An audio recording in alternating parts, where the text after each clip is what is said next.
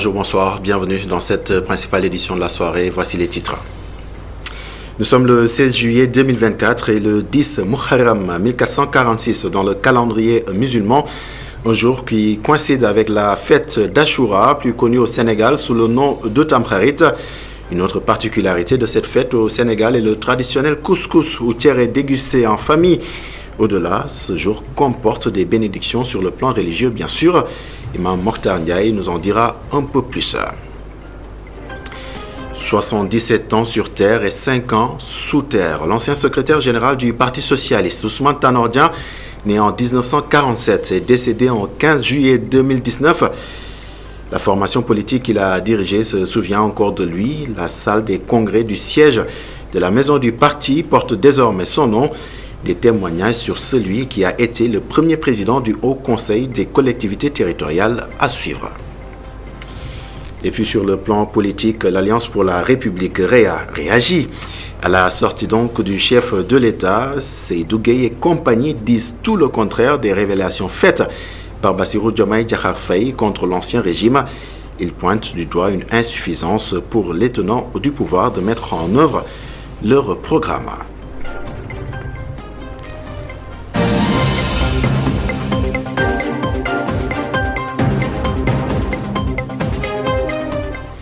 Bien le bonsoir et bienvenue. La communauté musulmane fête ce jour donc la fête d'Ashura. Célèbre aujourd'hui, oui, la fête d'Ashura, plus connue au Sénégal sous le nom de Tamkharit. Une occasion de partager le traditionnel couscous ou tiéré, mais au-delà de l'aspect festif. Ce jour comporte des bénédictions sur le plan religieux, nous dit donc l'imam Mokhtar Ndiaye, spécialiste des questions religieuses, suivant ses précisions. Ashura marque, si vous voulez, le 10e jour du mois de Tamkharit, qui est un jour béni, exceptionnel, d'une grande importance. Un jour où beaucoup de faits marquants en islam se sont produits. Ashura est institué par le prophète Mohammed après son arrivée à Médine en 622, qui marque l'hégire, c'est-à-dire le départ du prophète Mohammed de la Mecque vers Médine. Et quand il était venu à Médine, il avait trouvé sur place 3 tribus juives célébrant une fête appelée en langue hébreu Yom Kippour. Une fête au cours de laquelle ces tribus gênaient et s'abstenaient même de travailler pour commémorer, n'est-ce pas, certains épisodes conduits par le prophète Moïse alayhi salam. Et parmi ces épisodes, il y a l'éclatante victoire, n'est-ce pas, de Moïse alayhi salam sur son rival Pharaon qui fut le roi d'Égypte. Et bien, ces réclamant de la filiation des prophètes de la Bible, le prophète Mohammed trouva légitime de définir, n'est-ce pas, pour les musulmans, une célébration de ce type. C'est ainsi qu'il décida de jeûner le 10e jour du mois de Tamkharit et l'ordonna à sa communauté tout entière. Il faut rappeler également qu'Ashura est célébré de différentes manières selon les pays et les coutumes. En Iran et en Irak, par exemple, qui sont de véritables bastions chiites, Ashura est un jour de deuil, un jour de tristesse et de malheur, car étant sous le signe de la passion d'Al-Hussein, second fils Ali et de Fatima, assassiné à Karbala et qui fut, n'est-ce pas, le 3e imam de Ahl-Shia, c'est-à-dire de la communauté chiite. Quant au sunnisme, Ashura est une fête mineure qui n'en demeure pas moins en fait la fête de la générosité envers la famille, les parents et les déshérités. Politique à présent dans cette édition avec l'Alliance pour la République qui ne note que l'absence de vision politique, le manque de projets concrets, les menaces, les perquisitions fiscales et les pertes d'emplois au cours des 100 premiers jours de Bassirou Diomaye Diakhar Faye à la tête du pays. Face à la presse hier, l'APR a réfuté les accusations du président de la République à l'encontre de l'ancien régime. Suivons les précisions dans ce compte rendu signé Aïssatou Kana. L'Alliance pour la République n'a pas mâché ses mots pour évaluer les 100 premiers jours du président Bassirou Diomaye Faye au pouvoir. Les Républicains notent de l'incompétence, du tâtonnement et du harcèlement. Hélas, ce furent 100 jours d'incompétence, de bavardage, de reniement et de tâtonnement et de confusion de rôle. Le constat est évident pour le résumer. C'est 100 jours sans vision, 100 jours sans projet, 100 jours sans baisse significative sur les prix des denrées de première nécessité, 100 jours de conspiration contre la magistrature, 100 jours de harcèlement de la presse et les entreprises du secteur privé. Dire que les fonds politiques sont vides, c'est méconnaître les textes sur le budget et faire preuve d'une élégance. Le budget 2024 n'a été utilisé car concurrence de 24,3%. D'ailleurs, le président Bassirou Diomaye Faye le reconnaît en affirmant avoir utilisé ces fonds pour soutenir des personnes malades qui avaient besoin d'assistance. La question qui se pose, où aurait-il pu trouver cet argent si ce n'est dans la mise en œuvre de ces 10 fonds? Concernant la renégociation des contrats dans les secteurs de l'eau, de la santé et des industries extractives, cela pourrait exposer le pays à des poursuites judiciaires, poursuit-il. Le président Diomaye Faye prend le risque d'exposer le Sénégal à des poursuites judiciaires et des condamnations pour rupture brutale, sans aucun fondement si ce n'est la volonté du prince, de conventions régulièrement signées. Pour nous, ces agissements enfantins sont aux antipodes des principes de la continuité de l'État.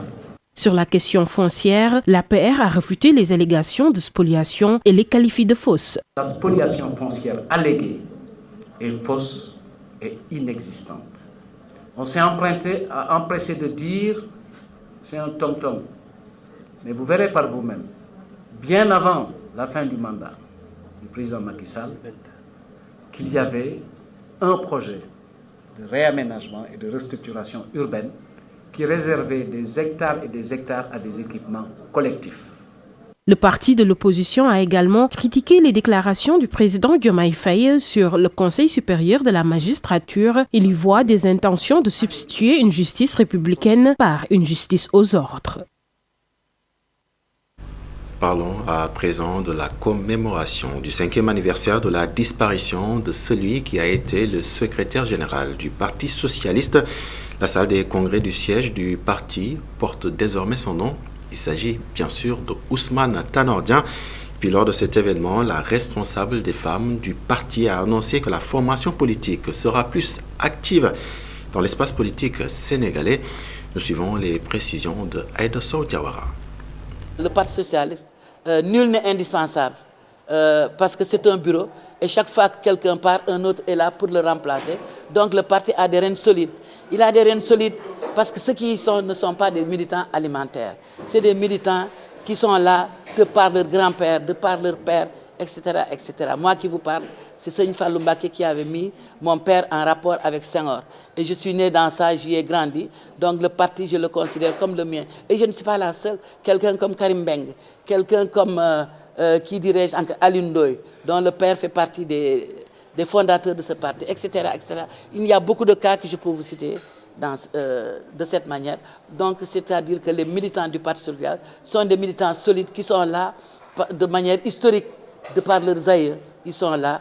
Donc, ils ne sont pas dans le parti parce qu'ils veulent être promus quelque chose. Évidemment, quand on fait de la politique, on veut bien être promu, mais ce n'est pas la finalité de leur action. Aujourd'hui, la finalité de leur action, c'est que le parti soit attractif et qu'on reprenne le pouvoir. Parce que tout parti politique veut reprendre le pouvoir. Vous savez, ça, peut-être que je ne pourrais vous dire que mon opinion personnelle.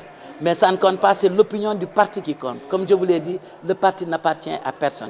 On se retrouve toujours. Mais je vous dis que depuis 2012, on n'entend pas parler du Parti social parce que nous sommes dans Benno Bokk Yakaar. Donc les jeunes ne connaissent pas le Parti social. Il faut que le Parti social maintenant se reprenne et qu'on parle du Parti social, qu'on sache que le Parti social est bien vivant. Parce que beaucoup vous disent que le Parti social n'existe pas. Il est bien vivant, il existe. Vous avez vu, quand on a organisé ici le congrès pour investir à Amadou Ba, vous savez donc que le Parti socialiste est bien vivant. Mais malheureusement, nous sommes tellement fidèles dans nos actions que comme nous sommes dans le Benno Bokk Yakaar, nous avons toujours respecté l'esprit de Benno Bokk Yakaar.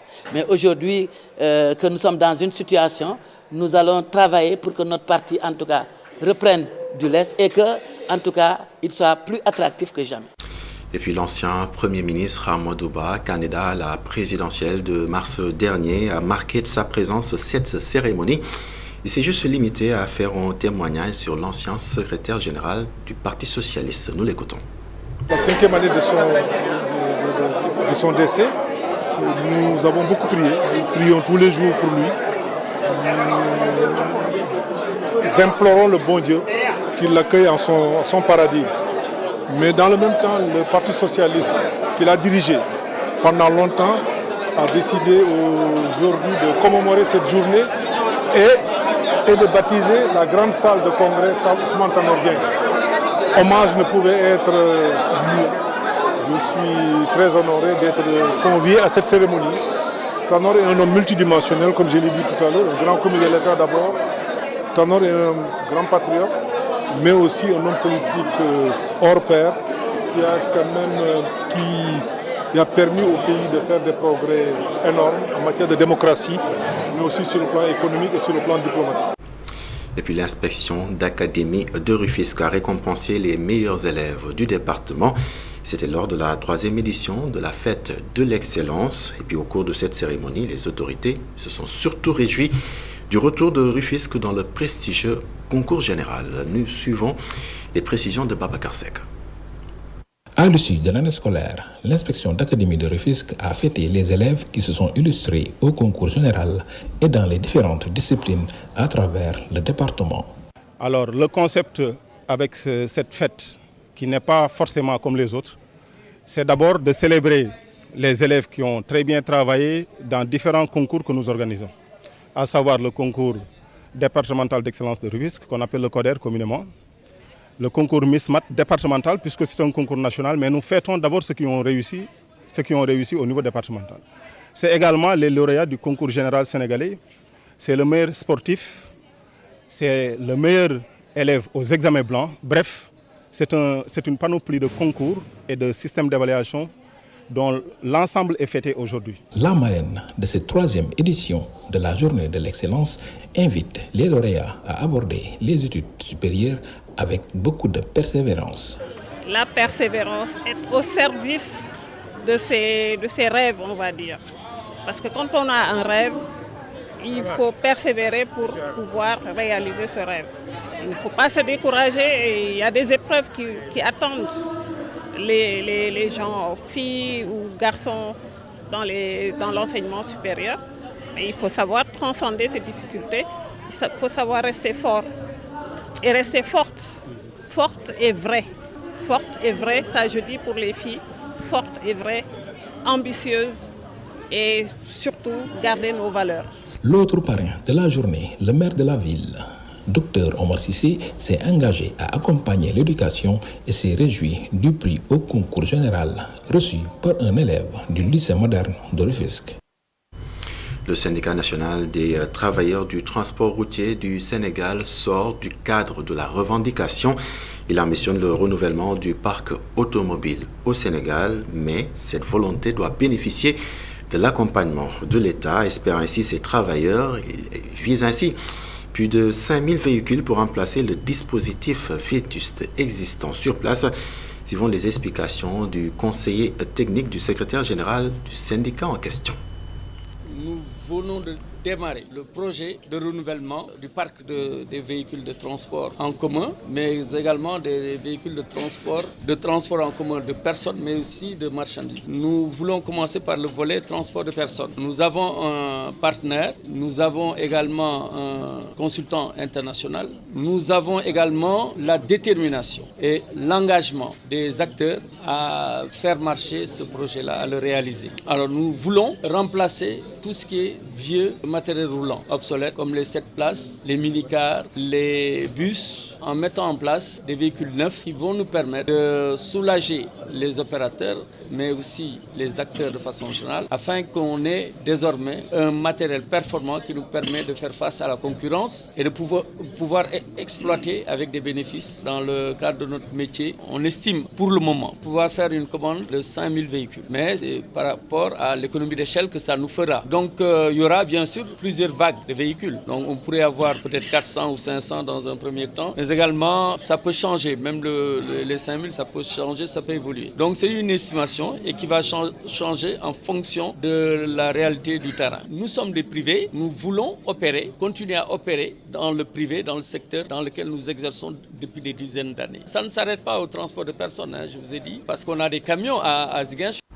L'association des ressortissants de Salémata, c'est à Kédougou, se dit préoccupée des difficiles conditions de vie et de travail de ses parents lors d'un face-à-face avec la presse à Mour. Précisément, ses membres ont invité les autorités à apporter leur soutien, notamment aux agriculteurs.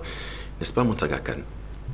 Ces ressortissants de Salémata ont choisi de gagner leur vie à Mbour, mais ils n'en oublient pas moins leurs parents restés au village, dont les conditions de vie les préoccupent au premier chef.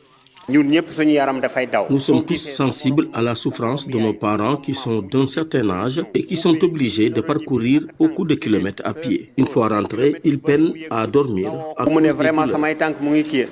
À l'en croire, les paysans de leur contrée parcourent des kilomètres à pied pour se rendre aux champs. En plus, le matériel agricole fait défaut. J'appelle les membres du gouvernement pour qu'ils viennent en aide de ces agriculteurs en moyens de transport et agricoles, tels que des minicars et des tracteurs. Cela permettra à ces braves paysans de pouvoir travailler dans de bonnes conditions, afin que dans 2 ou 3 ans, les résultats probants puissent suivre. Malgré la modicité de leurs revenus, ils se voient obligés de soutenir leurs parents qui sont dans le besoin. Nous sommes obligés de leur envoyer de l'argent pour les soutenir, alors que nous n'en avons pas les moyens, car nous n'occupons pas des emplois bien rémunérés. Nous ne sommes que de simples vigiles.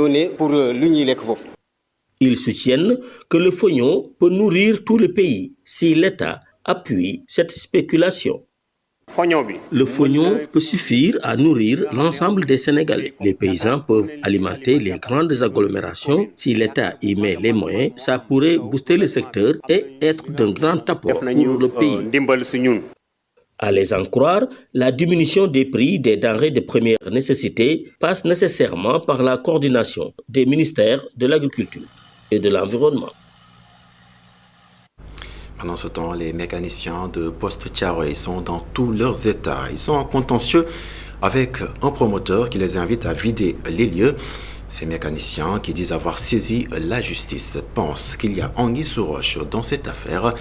Bambagnan, président de l'Union nationale des acteurs professionnels de l'automobile du Sénégal, interpelle ainsi l'État.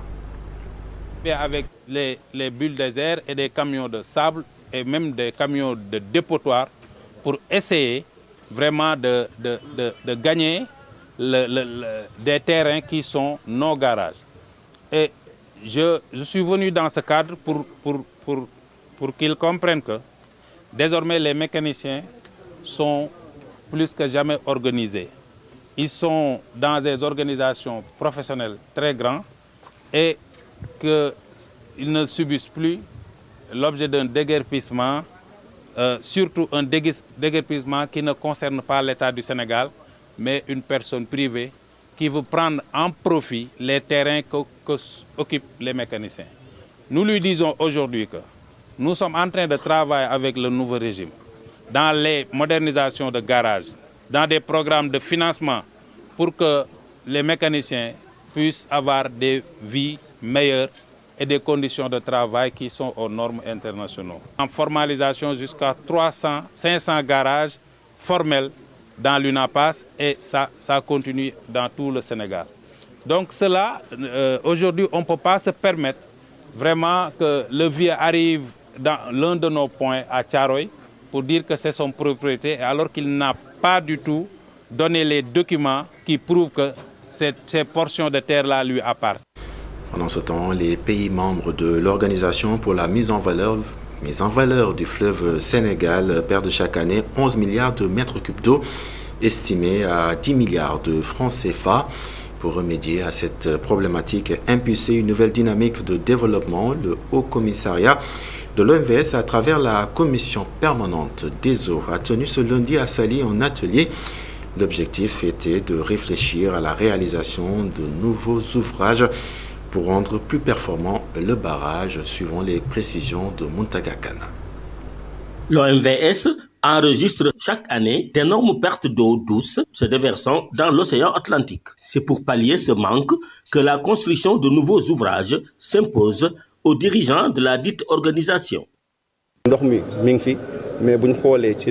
L'eau abonde, mais durant l'hivernage, nous perdons chaque année 10 milliards sur les 11 milliards de mètres cubes qui quittent le fleuve pour se déverser dans l'océan. Les 10 ouvrages contribuent à développer l'irrigation, la navigation, les activités de pêche et socio-économiques, sans compter la protection de l'environnement. Les changements climatiques ne sont pas étrangers à ce phénomène. De nos jours, les changements climatiques, conjugués avec la variabilité des précipitations, nous dictent de réfléchir à la construction de nouveaux ouvrages, d'étudier les voies et moyens de la construction de ces nouveaux ouvrages en vue de consolider cette situation-là, cette situation par rapport aux usages précités et aussi de favoriser l'émergence d'une navigation pérenne sur le fleuve Sénégal. Les barrages de Diama et de Manantali de l'OMVS qui régulent l'écoulement des eaux et la production d'énergie participent beaucoup à l'effort de développement économique des pays membres, à savoir le Sénégal, la Guinée, le Mali et la Mauritanie. Et puis pour aider le gouvernement et les sociétés à s'adapter aux nouvelles réalités climatiques et en atténuer les effets, l'ANSD a publié ce matin des données à ce sujet. C'était donc lors d'un atelier suite à une collaboration entre l'ANSD et le ministère de l'Environnement. Puis retenez qu'au cours de cette cérémonie, un projet de soutien a été annoncé dans l'objectif de mieux appréhender les questions liées au changement climatique. Nous suivons les précisions des différents responsables qui sont intervenus au cours de cet atelier. Toutes les propositions d'action allant dans le sens d'une collecte d'informations qui permet d'instituer, mais qui permet également de mettre en place des données qui soient probantes pour la gouvernance du changement climatique. Et c'est pour 5 ans. Je pense que la première année est d'ores et déjà pratiquement mise en œuvre, mais pour les 4 années à venir, nous restons disposés et disponibles donc à intégrer l'ensemble des préoccupations de production d'informations statistiques, pouvant aller des systèmes d'information, et c'est la préférence, parce que c'est ça qui est pérenne, et c'est ça qui permet de continuer à avoir la production de données au-delà du projet, les 5 années du projet. Donc, je pense que le plan d'action qui a été présenté revient sur plusieurs aspects. La création déjà, je pense, le docteur Cissé est revenu d'un bureau au niveau de l'agence pour prendre en compte le changement climatique est une grande innovation. Le fait de l'insérer également dans une publication de l'ANSD, une publication célèbre qui est utilisée par plusieurs utilisateurs, l'association économique et sociale, permet également d'alerter et de sensibiliser davantage sur ce phénomène-là. L'autre également, c'est de pouvoir avoir les moyens nécessaires pour disposer des informations les plus fiables, les plus précises pour permettre de faire, en tout cas de les intégrer dans la politique économique, mais également de pouvoir suivre la politique économique et sociale. Donc aujourd'hui, c'est pour ça que le ministère de l'Environnement et de la Transition écologique s'est mis en rapport avec le ministère de l'économie, du plan et de la coopération à travers l'Agence nationale de la statistique et de la démographie pour mettre en place, en tout cas pour créer cet écosystème de données pour mettre ça à la disposition des décideurs comme outil d'aide à la décision. Et donc à travers ce schéma, l'État entend s'outiller, entend se donner les moyens et les capacités de pouvoir mieux adresser la question du changement climatique et de ses effets néfastes. Élément qui marque donc le point final de cette édition. Merci de l'avoir suivi. Excellente soirée et excellente suite des programmes sur la télévision d'ici et d'ailleurs.